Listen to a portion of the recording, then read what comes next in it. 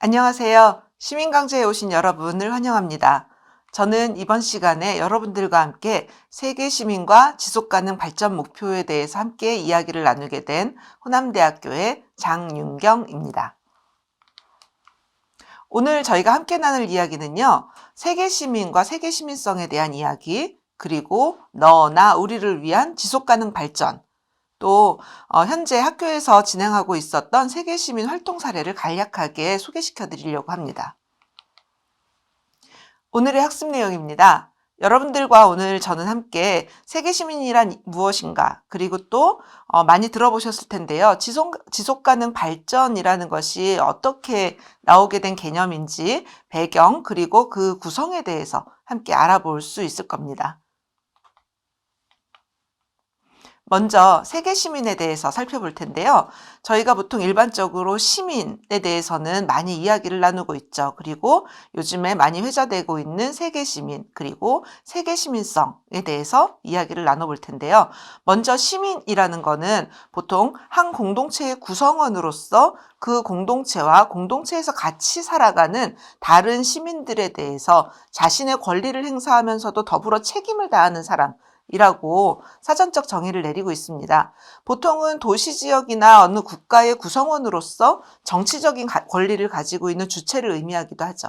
그래서 보편적으로 일반적으로 어떤 국가의 시민권을 가지고 있다라고 하는 것은 그 나라의 국적을 가지고 있다라는 것과 같은 의미를 내포하기도 합니다. 이런 거는 우리가 보통 일반적으로 많이 사용하는 시민에 대한 사전적 정의인데요. 그렇다면 세계 시민은 무엇일까요? 세계 시민은 앞서서 국가주의적 관점에서 바라봤던 시민권, 한 국가의 시민이라는 개념을 보다 넓게 펼친 개념이라고 이해하시면 되겠습니다.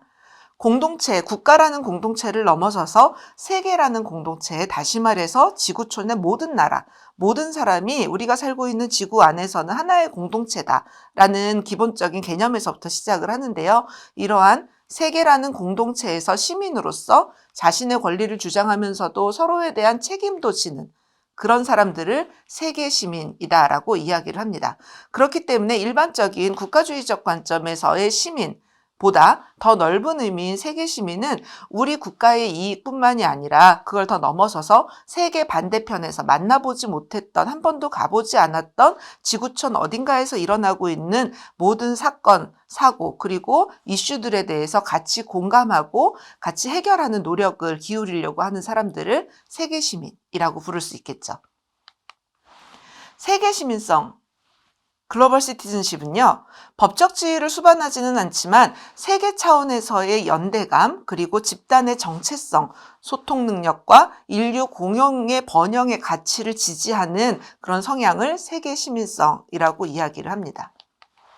그래서 시민과 세계 시민, 세계 시민성은 이렇게 비슷하기는 하지만 조금씩 다른 개념이라고 설명을 드릴 수가 있겠는데요.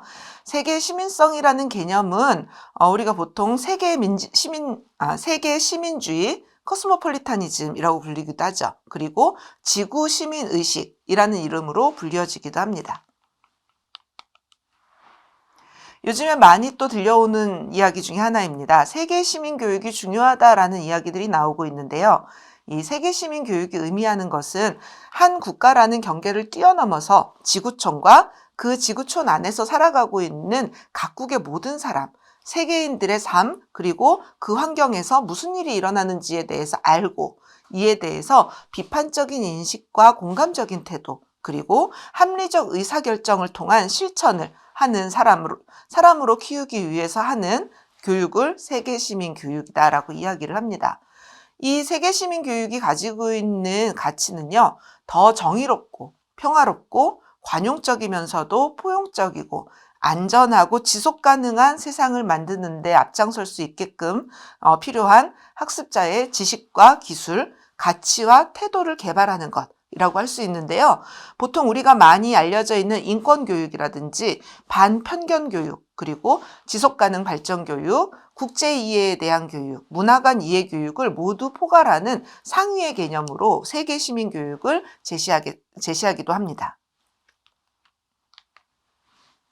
자, 앞서서 제가 설명드린 세계 시민 의식이라는 건요. 다시 한번 말씀드리면은 세계 공동체에 대한 소속감 그리고 보편적인 인간성에 대한 인식을 기반으로 더 나은 세상과 미래를 추구하기 위한 세계 시민 행동이라고 할 수 있고요. 인권이라든지 민주주의, 또 차별 반대, 다양성에 대한 인정, 이런 보편적 가치에 기반을 하고 있습니다. 우리가 세계 시민으로서 바라보는 지구촌에는 인류에 영향을 미치는 다양한 세계 문제들이 있죠. 대표적으로 최근에 저희가 피부로 많이 와닿는, 실제 많이 경험을 하고 있는 기후변화와 관련된 문제들, 또 국가 간의, 종교 간의 갈등, 남자와 여자 간의 성불평등 문제, 또 천연자원에 대한 관리 문제, 또 대륙 간에 많이 일어나고 있는 과격화, 그리고 또 테러, 이런 문제들은 어느 한 국가에만 국한되는 게 아니라 세계 인류에게 영향을 미치는 문제라고 하고도 할 수 있죠. 또 이러한 세계의 문제는 인류 공동의 긴급한 요구로 다가오기도 합니다. 그렇기 때문에 우리는 이 세계 시민 의식을 기반으로 인류에게 놓여져 있는 이런 세계 문제, 인류 공동의 긴급한 요구를 함께 해결해 나갈 수 있는 목표가 필요한데요. 이러한 목표를 만들기 위해서 지속가능 발전이라는 개념이 활용이 됩니다. 지속가능 발전은 미래 세대가 자신들의 필요를 충족시킬 수 있는 능력을 훼손하지 않으면서 현재의 필요를 충족시키는 발전의 개념이다라고 할 수 있는데요. 이어서 지속가능 발전 그리고 지속가능 발전을 위한 유엔에서 제시한 지속가능 발전 목표에 대해서 함께 살펴보도록 하겠습니다. 네. 세계 시민에 대해서 우리가 한번 이야기를 나눠봤고요. 그리고 세계 시민으로서 인류가 공동으로 닥치고 있는 위기와 문제, 그리고 이것을 해결하기 위한 지속가능 발전이라는 개념의 연관성들에 대해서 말씀을 드렸는데, 지금 제가 설명드릴 부분은 유엔에서 제시하고 있는 지속가능 발전 목표입니다. 저는 이거를 세계 시민으로서의 권리와 책임 그리고 활동을 위한 기준과 목표가 될 수 있는 지표라고 설명을 드리고 싶은데요. 우선 이 지속가능 발전 목표에 대해서 살펴보겠습니다.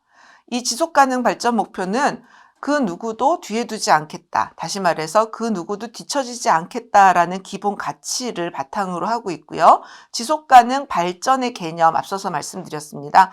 미래 세대의 필요를 충족시킬 수 있으면서 또한 오늘날의 필요도 우리가 충족을 할 수 있어야 되겠죠. 이 두 가지를 다 충족시키기 위해서 인류가 노력해야 되는 발전의 목표를 지속가능 발전 목표라고 하고 있습니다. 유엔에서 제시한 이 지속가능 발전 목표는 2030년까지의 전 지구적인 목표이고요. 총 17개, 169개의 세부 목표로 구성이 되어 있습니다. 목표가 17개나 되고요. 세부 목표는 거의 170개나 되다 보니까 굉장히 세부적이고 많은 내용을 다루고 있죠. 이 많은 내용을 짧은 시간에 제가 다 소개시켜 드릴 수 있는 부분에 대해서는 어느 정도 한계가 있을 수 있겠지만 그래도 어떻게 구성되어 있는지 오늘 함께 학습하시길 바랍니다. 이 지속가능 발전 목표는 17개의 목표이지만 이거를 5가지로 나눠서 설명할 수 있는데요. 우리가 이걸 보통 5P라고 이야기를 합니다. 이 지속가능 발전 목표가 가지고 있는 5개의 P의 가치는요. 첫 번째는 people, 사람에 대한 이야기, 두 번째는 planet, 우리가 살고 있는 지구, 환경에 대한 이야기. 세 번째는 prosperity, 인류가 누려야 하는 필요를 충족시키는 번영을 위한 목표. 그리고 네 번째, peace, 평화. 마지막, 이 모든 것들을 달성하기 위해서 우리가 꼭 함께 해나가야 하는 파트너십, 연대와 협력. 이렇게 5가지의 가치로도 설명을 할 수 있습니다. 지속가능 발전이라는 개념이 나오게 된 우리 국제적인 배경을 한번 살펴볼 텐데요. 먼저 1960년대부터 이 지속가능 발전에 대한 이야기는 나오기 시작을 했습니다. 첫 번째로 나오게 된 이야기는 레이첼 칼슨이라는 분이 쓴 침묵의 봄이라는 책에서 나왔는데요. 60년대에 과학기술이 막 발전하기 시작하면서 이 레이첼 칼슨이 과학기술이 초래한 환경오염은 곧 전 인류의 위험으로 올 것이다 라는 것을 공식적으로 알리기 시작을 했습니다. 1970년대에 접어들면서 전 세계가 경제적으로 엄청난 성장을 하기 시작했죠. 그러면서 인구도 폭발적으로 증가하고 있었는데요. 인구 폭발과 경제 성장이 1970년대에 관측했을 때 이 속도로 계속된다면 100년 안에 지구는 모든 자원이라든지 식량, 환경이 파괴적인 사태에 직면할 것이다. 라는 성장의 한계라는 경고가 나오기 시작을 했고요. 그로 인해서 우리가 선언하게 된 것이 바로 스톡홀름 선언으로도 유명하죠. 인간 환경 선언이 이때 발표가 되었습니다. 이때의 캐치프레이즈는 Only one Earth, 우리에게 지구는 하나뿐이다. 단 하나뿐인 지구에 대해서 이야기를 했죠. 1980년대 후반으로 접어들면서 21세기 다가오는 21세기에 인류의 미래를 담보하기 위해서는 발전이 필요하지만 이 발전이 지속 불가능한, 한번 발전하고 다시 회복이 되지 않는 지속 불가능한 방법이 아니라 미래의 인류도 함께 번영하고 누릴 수 있는 지속 가능한 발전이 필요하다라는 개념이 논의되기 시작했습니다. 90년대 접어들면서 우리가 다양한 환경 문제들이 계속적으로 대두가 되죠. 그러면서 92년에 리우 선언 의제 20일이라는 게 발표가 되는데요. 여기서는 기후변화에 대한 협약, 그리고 생물의 다양성을 지켜야 된다라는 협약, 사막화 방지, 이런 이야기들을 우리가 약속하게 됩니다. 그리고 유엔에서 지속가능 발전위원회를 창설할 것을 협의를 하죠. 시간이 흘러서 새천년, 2000년 밀레니엄이 다가왔을 때 유엔에서는 앞으로 이대로 있다가는 우리 인류 전체의 미래가 불투명해진다. 그래서 새천년을 맞이해서 인류가 함께 노력해야 되는 15년간의 목표인 새천년 개발 목표, 우리가 MDGs라고 이야기를 하는데요. 이 새천년 개발 목표를 발표하게 됩니다. 새천년 개발 목표는 2015년까지 인류의 빈곤의 감소, 그리고 보건 수준의 향상, 보편적 교육의 확대, 환경보호와 관련된 8가지의 목표를 함께 실천해야 된다라고 제시를 한 부분이고요. 2002년에는 92년에 먼저 제시되었었던 리우 회의에서의 의제들이 이 전 지구의 사람들이 얼마나 실천해 왔는가에 대해서 한번 평가를 하고 앞으로 더 지속가능 발전을 위해서 어떤 이행과제를 만들어야 되는지 구체화하고 노력하고자 하는 요하네스버그 선언이 채택되게 됩니다.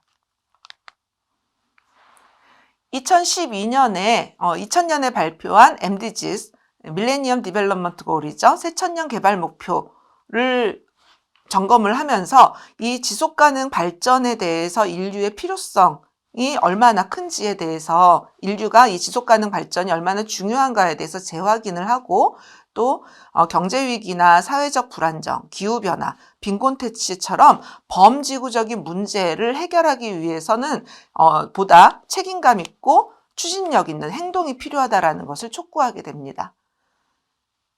밀레니엄 디벨롭먼트 골이 2000년에서 2015년까지 달성하고자 했었던 유엔의 개발 목표였다면은 이 포스트 MDG 2015년 이후에 인류의 공동의 노력을 어떻게 견인할 것인가 라는 것을 논의를 하면서 2015년에는 지속가능 발전 목표가 선언이 되게 됩니다.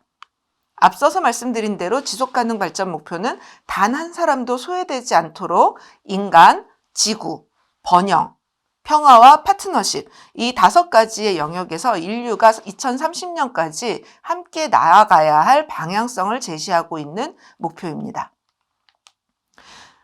2000년에 발표된 MDGs, 새천년 개발 목표는 말씀드린 대로 8가지의 목표로 구성이 되어 있었는데요. 극심한 빈곤과 기아의 탈출, 보편적인 초등교육의 제공, 그리고 성평등과 여성의 자활의 촉진, 아동 사망률의 감소와 여성의 건강 증진, 또 HIV, 에이즈, 말라리아와 같은 이런 감염성 질환의 퇴치, 또 지속 가능한 환경의 보장, 개발을 위해서 국제적인 협력 관계에 대한 구축, 이렇게 크게 8가지의 목표를 제시하고 15년 동안 굉장히 노력을 많이 해왔습니다. 이러한 전 지구적인 노력을 기반으로 MDGs, 이 새천년 개발 목표가 끝나갈 때쯤에는요, 굉장히 많은 성과들이 있었다라고 이야기를 합니다. 대표적으로 절대 빈곤이나 기아의 문제 같은 경우에는 1990년대에 비해서 2015년에 이 절대빈곤선에 놓여 있는 사람들의 인구수를 확연히 줄일 수 있었고요.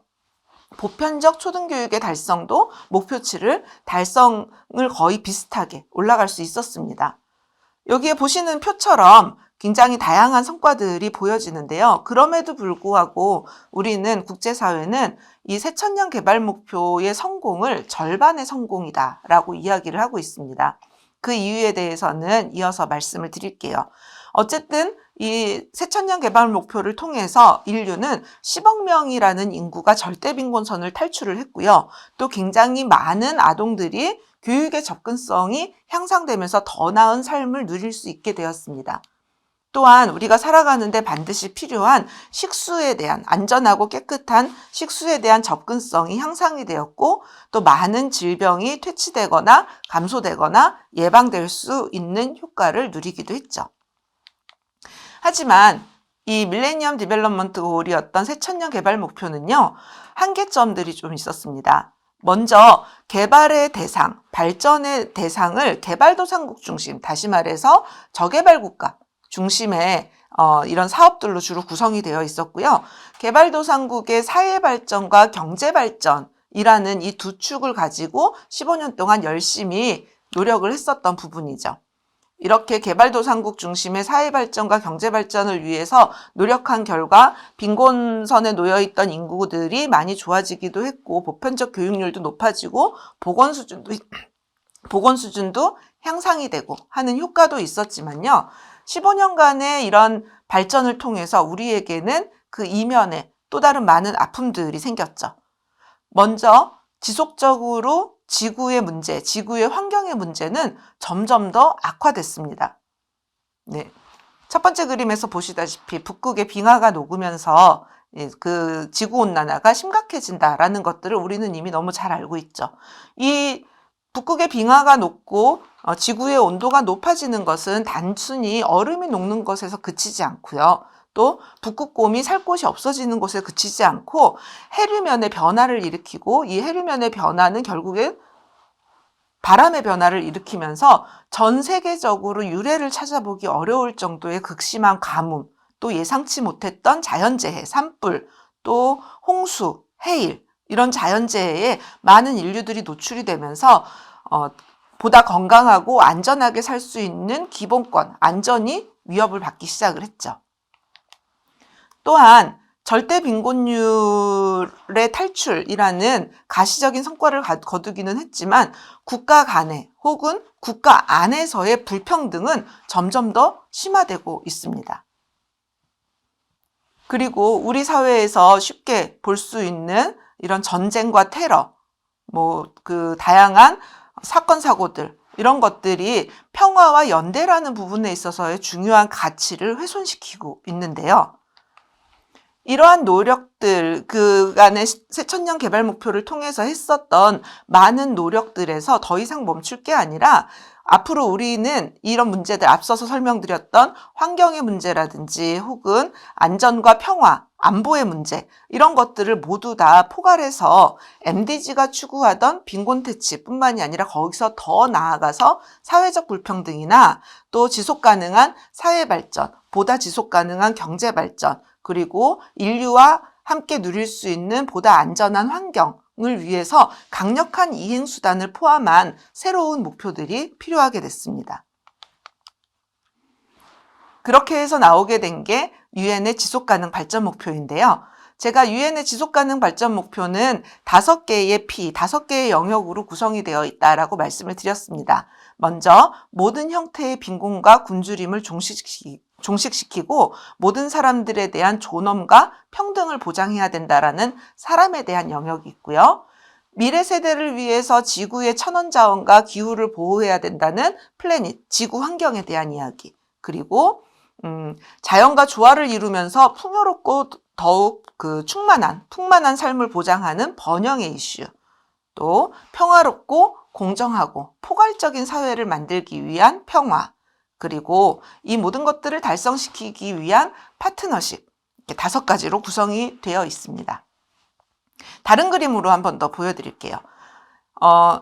SDG가 17개의 목표로 구성이 되어 있다 보니까 처음에 우리가 지속가능 발전 목표를 접하게 될 때에는요, 이 17가지 이야기를 어떻게 다 이해를 하나라고 걱정들을 많이 하십니다. 근데 이렇게 5가지, 5가지, 5가지, 2가지의 목표로 총 17개가 구성되어 있다라고 설명을 드리면은 보다 쉽게 기억을 하시는데요. 우리가 살고 있는 지구 환경에서 사는 사람들이 보다 번영을 누릴 수 있게 하기 위해서 평화로운 방법으로 연대와 협력을 이끌어 나가기 위한 17가지의 목표. 이것을 우리는 지속가능 발전 목표라고 설명드릴 수 있습니다. 이렇게 한번 개념을 이해하시면은 지속가능 발전 목표의 17가지의 목표가 그렇게 어렵지 않게 다가오실 수 있을 겁니다. 다시 한번 살펴볼까요? 자, people, 사회발전 영역, 그리고 플래닛, 지구환경 영역, 모두의 번영을 위한 프로스페러티, 그리고 평화와 정의, 강력한 제도를 의미하는 피스, 또 이 목표들을 달성하기 위해서 전 인류가 함께 협력해야 되는 연대.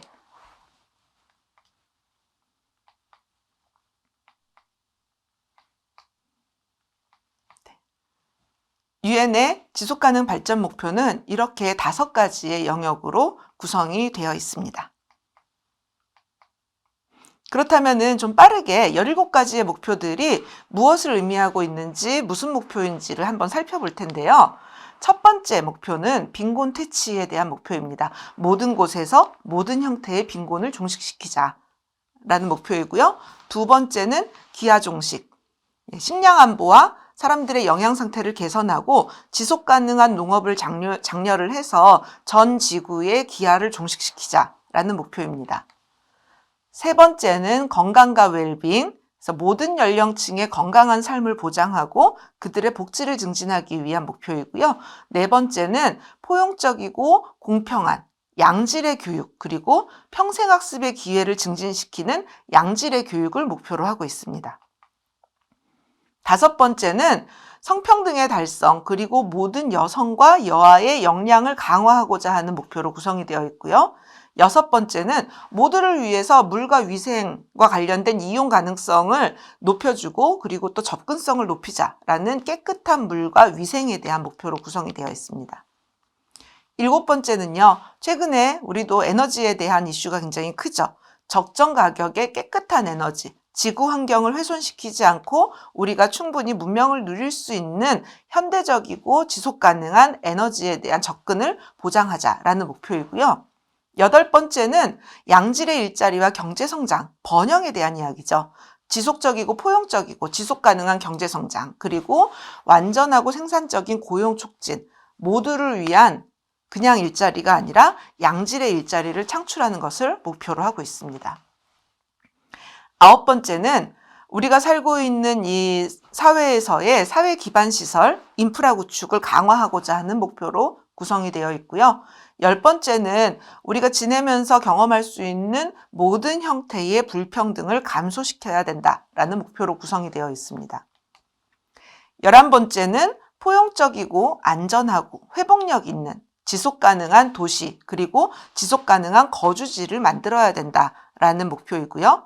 12번째는 지속 가능한 소비와 생산을 통해서 사람들이 보다 책임 있는 소비와 생산, 그래서 환경을 보호하고 또 물자를 절약할 수 있는 그런 목표로 구성이 되어 있습니다.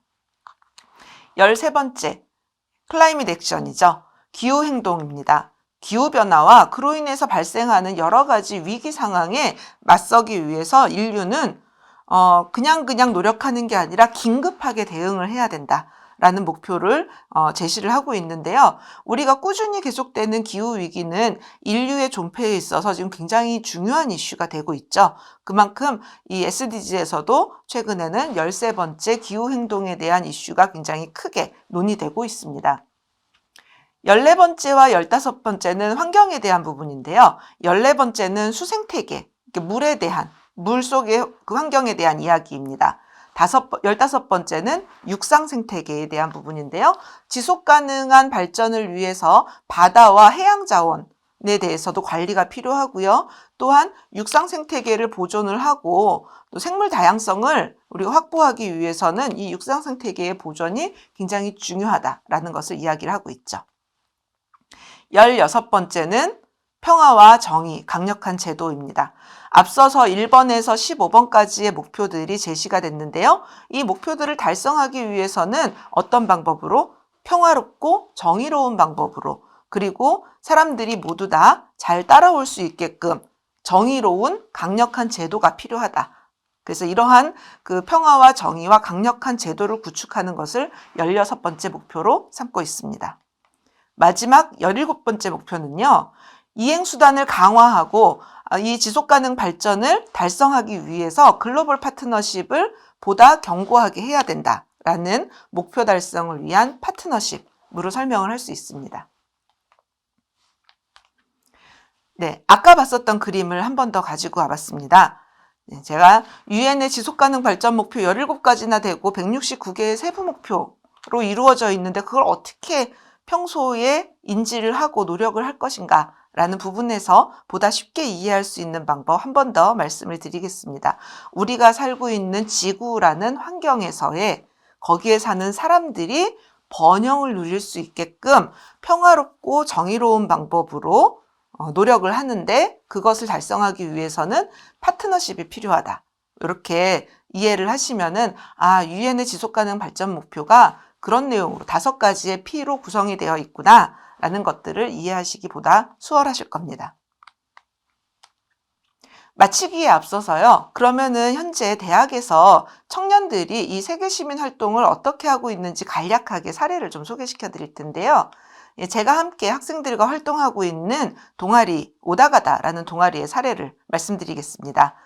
저희 오다가다 동아리는 세계 시민으로서 전공과 관련된, 그래서 건강과 관련된 전 지구적인 문제를 함께 공부하고 공부하는 것에서 그치지 않고 어떻게 하면은 우리가 조금 더 실천할 수 있을까, 이행수단을 강구할 수 있을까를 함께 해결 방안을 도출해서 실천하는 동아리이고요. 2015년부터 활동을 시작했습니다. 이 오다가다는 ODA와 가다의 합성어이기도 한데요. 후기 청소년 대학생들이 세계 시민으로서 함께 공부하고 실천하는 동아리입니다. 처음 시작은 세계 시민성을 공부하는 것에서부터 시작을 했고요. 그러다 보니까 세계 시민에 대해서 알아보고 제가 앞서 말씀드린 대로 이 세계 시민으로서 활동하기 위한 기준과 목표를 공부하기 위해서 유엔의 지속가능 발전 목표를 함께 공부해오고 적용하기 시작했습니다. 그러면서 했었던 활동 중에 첫 번째 사례는 저희가 광산구청과 함께 글로벌 건강교육 그림책을 만든 사례입니다.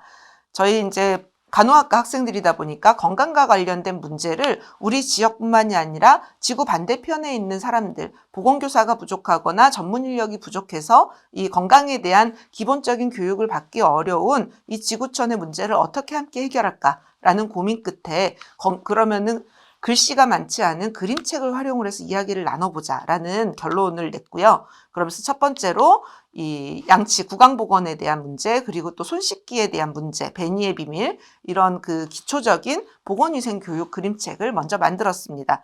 그 이후에 유엔의 지속가능 발전 목표 17가지를 더 공부하면서 단순히 건강 문제뿐만이 아니라 건강과 밀접하게 관련되어 있는 젠더 이야기라든지 환경 이야기로 이어지면서 그림책의 내용을 확장할 수 있었는데요. 다녀왔습니다는 성적 불평등에 대한 이야기이고요. 출발합니다는 코로나 이후의 마음 건강에 대한 주제를 가지고 그림책을 만들었습니다. 최근에는 13번째 기후행동과 관련된 목표로 안녕나비라는 책을 만들어서 현재까지 총 5권의 책을 만들어서 활동을 이어나가고 있습니다. 네, 저희가 이걸 만들게 된 배경은 앞서서 설명드린 대로 현지에 나가서 활동을 하다 보니까 언어의 다름에서 오는 장벽이 있었고요. 현지에 전문 인력이 없다 보니까 저희가 가서 활동하고 온 것들이 지속 가능성이 떨어지더라라는 자체적인 반성이 있었습니다. 그래서 이런 한계점을 기반으로 해서 그림책을 만들게 되었고요. 첫 번째 구강보건 그림책입니다.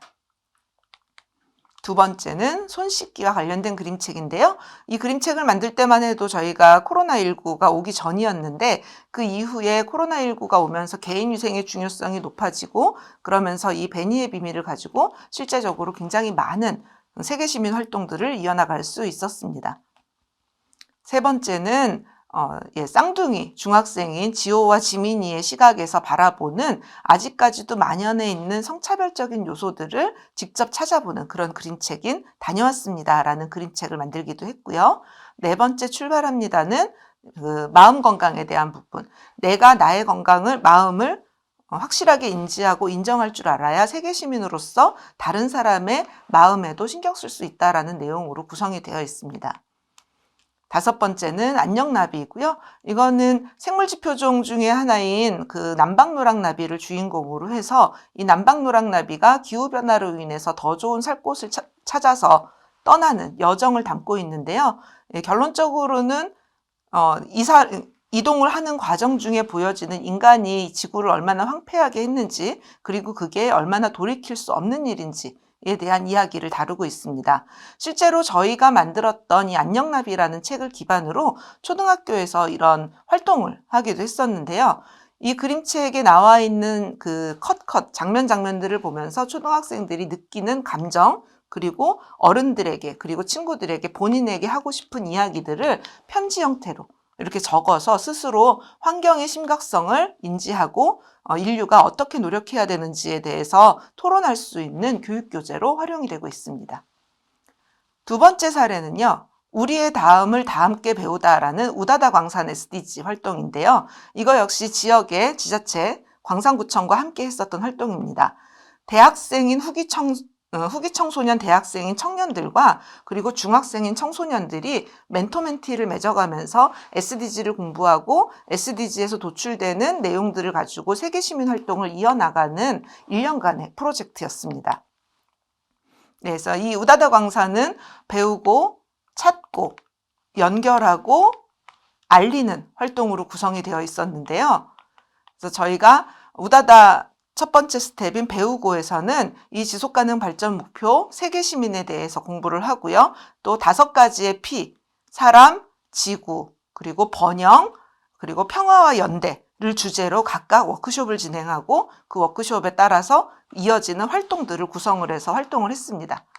그리고 우리 지역에서 이 지속가능 발전 목표를 실천하고 있는 다양한 시민단체, 기업들을 찾아내서 서로 연결하는 활동을 통해서 우다다 광산 SDG 지도라는 것을 만들기도 했습니다. 그리고 여러 가지 어른들만의 전유물이라고 여겼었던 포럼 같은 곳에 가서 발표를 하기도 하고요. 미래 세대를 살아나가야 될 주체로서 어른들에게 굉장히 중요한 메시지를 전달하기도 했습니다. 제가 오늘 짧은 시간 동안 세계 시민과 지속가능 발전 목표에 대해서 말씀을 드리고 또 지속가능 발전 목표를 기반으로 청년들이 어떠한 세계 시민 활동을 했는지에 대한 사례를 말씀드렸습니다. 짧은 세계 시민 강좌였지만 이 세계 시민에 대한 이해를 통해서 더 이상 우리 주변에서의 세계 시민 활동이 특별하지 않은 일반적인 활동이 될 수 있기를 바라보면서 함께 17번째 목표인 파트너십, 연대를 위한 노력을 부탁드립니다. 수고하셨습니다.